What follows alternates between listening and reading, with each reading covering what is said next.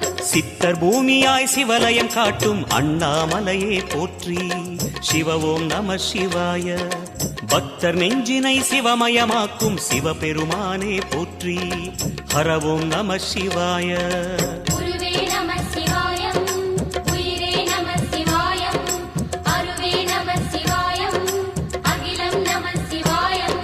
நம சிவாய நம சிவாய ஓம் நம சிவாய. நம சிவாய நம சிவாய ஓம் நம சிவாய.